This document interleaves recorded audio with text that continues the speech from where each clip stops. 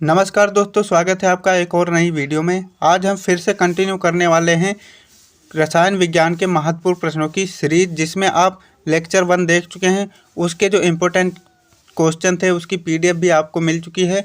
अब बात करते हैं उसके पार्ट 2 की, यानी लेक्चर 2 की, जिसमें भी 5 प्रश्न होंगे और वो भी एज इट इज़ एग्जाम में छपने वाले हैं।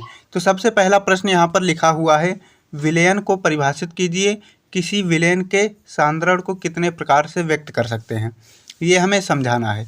कह रहा है विलयन को परिभाषित कीजिए, किसी विलयन के सांद्रण को कितने प्रकार से व्यक्त कर सकते हैं, ये हमें समझाना है। तो आप सभी को पता होगा, नहीं पता है तो चलिए देख लेते हैं। जो विलयन होता है, 2 या 2 से अधिक पदार्थों का समांगी मिश्रण होता है। समांगी यानी दोनों एक दूसरे में घुल मिल जाएं, ऐसा मिश्रण। यहाँ पर परिभाषा में हम विलयन की परिभाषा में लिखेंगे, 2 या 2 से अधिक पदार्थों का समांगी मिश्रण विलयन कहलाता है। 2 या 2 से अधिक पदार्थों का समांगी मिश्रण विलयन कहलाता है। अब विलयन की सांद्रता को व्यक्त करने की विधियाँ यहाँ नीचे लिखी हुई हैं, जिसमें पहली विधि है प्रतिशतता। इसके अंतर्गत भी बहुत सारी प्रतिशतता आती हैं, जैसे आप यहाँ पर देख सकते हैं। इसके अंतर्गत द्रव्यमान प्रतिशतता, आयतन प्रतिशतता, यहाँ पर प्रतिशतता हो जाएगा। द्रव्यमान, आयतन प्रतिशतता, पार्ट प्रति मिलियन द्वारा सांद्रता व्यक्त करते हैं। यानी 4 प्रकार से हम प्रतिशतता को व्यक्त करते हैं। तो ये पहला हो जाएगा विलयन की सांद्रता को व्यक्त करने की विधियों में। पहली विधि क्या हो जाएगी? प्रतिशतता, जिसके अंदर भी 4 विधि हैं। दूसरा है ग्राम प्रति लीटर, फिर तीसरा मोलरता, चौथा नॉर्मलता, फिर मोललता, फॉर्मलता, मोल प्रभाज। ये सब विधियां हैं किसी विलयन की सांद्रता को व्यक्त करने के लिए। ये विधियों में आपको इनके बारे में अगर पूछता है डिटेल वाइज, जैसे कभी पूछ लिया कि मोलरता को परिभाषित कीजिए, इस पर भी मैं वीडियो बना रखा हूँ, लेक्चर 1 में आपको मिल जाएगा। जो इम्पोर्टेंट टॉपिक हैं वो सब आपको मिलते रहेंगे। लेक्चर 1 में आप देख सकते हैं कि वहाँ पर मैंने मोलरता और मोललता को बारीकी से समझाया हुआ है। अब चलिए बात करते हैं अगले क्वेश्चन की। अगला प्रश्न है, परासरण दाब क्या है? परासरण तथा विसरण में उदाहरण सहित अंतर समझाइए। परासरण दाब को हमें परिभाषित करना है और फिर परासरण तथा विसरण में अंतर समझाना है उदाहरण सहित। तो सबसे पहले हम देख लेते हैं परासरण दाब क्या है। किसी विलयन तथा विलायक को अर्धपारगम झिल्ली द्वारा पृथक करके उसके परासरण को रोकने, यानी जो परासरण की क्रिया है उसको रोकने के लिए विलयन पर कम से कम जितना बाहरी दाब लगाना पड़ता है, उसे विलयन का परासरण दाब कहते हैं। यानी जो विलयन तथा विलायक को अर्धपारगम झिल्ली द्वारा पृथक करके परासरण क्रिया को रोकने के लिए जितना बाहरी दाब लगाना पड़ता है, वहीं विलयन का परासरण दाब कहलाता है। उम्मीद करता हूँ परासरण दाब आपको समझ में आ गया है।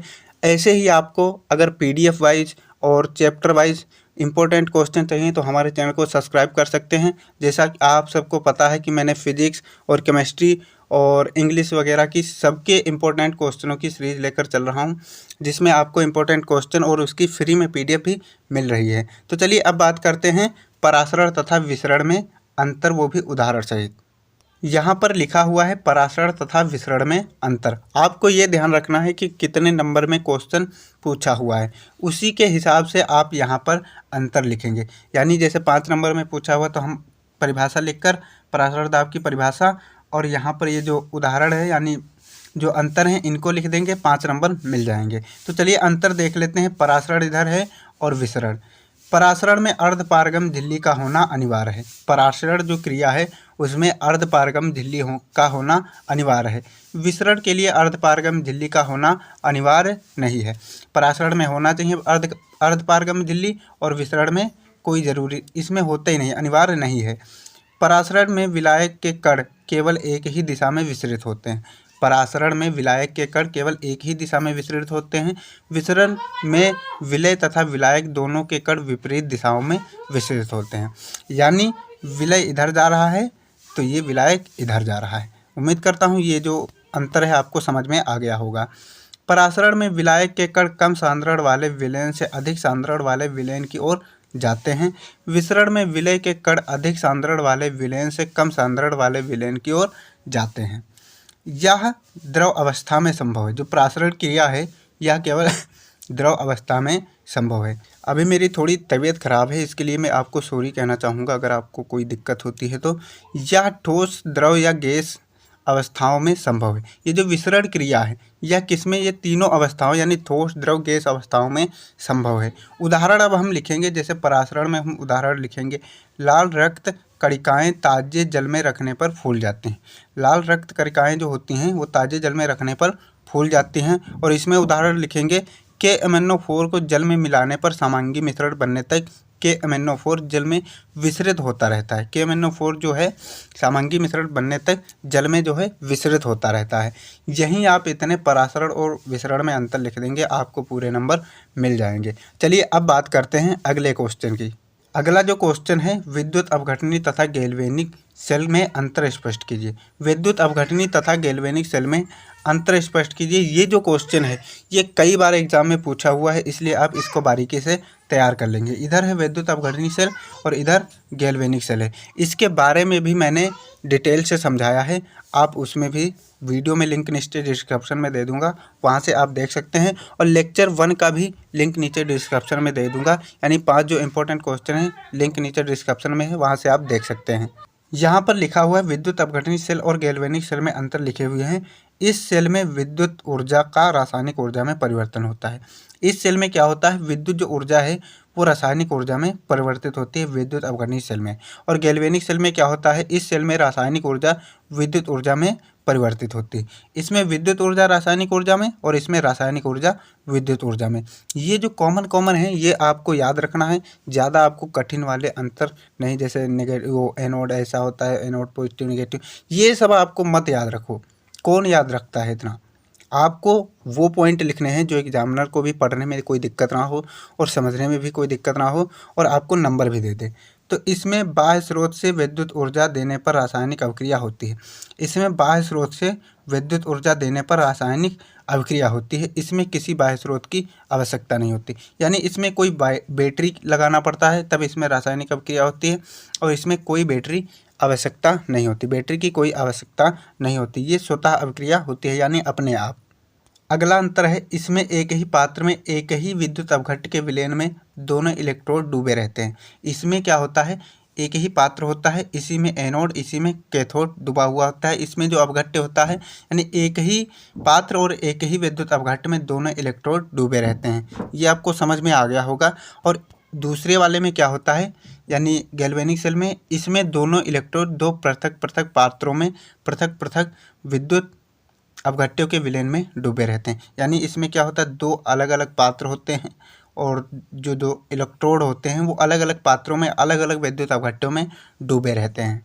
अगला अंतर इसमें लिखा हुआ है कि इसमें लवण सेतु या संरंध्र जो पात्र होता है वो प्रयुक्त नहीं होता है। इसमें कोई लवण सेतु या संरंध्र पात्र उपयुक्त नहीं होता है। इसमें लवण सेतु या संरंध्र पात्र जो होता है वो लगा हुआ आता है। जैसे आपने देखा होगा, अगर आपने पढ़ा है विद्युत रासायनिक सेल यानी गैल्वेनिक सेल में, तो ये जो होता है यहाँ पर दोनों को अटैच कर रखता है इलेक्ट्रोड को छोड़कर, इसी को हम बोलते हैं लवण सेतु। इसमें यानी विद्युत रासायनिक सेल में होता है, यानी गैल्वेनिक सेल में इसकी आवश्यकता होती है, और जो विद्युत अपघटनी सेल होता है यानी इसमें आवश्यकता नहीं होती है। उम्मीद करता हूँ विद्युत अपघटनी सेल और गैल्वेनिक सेल में अंतर आपको स्पष्ट हो गए होंगे, समझ में आ गए होंगे।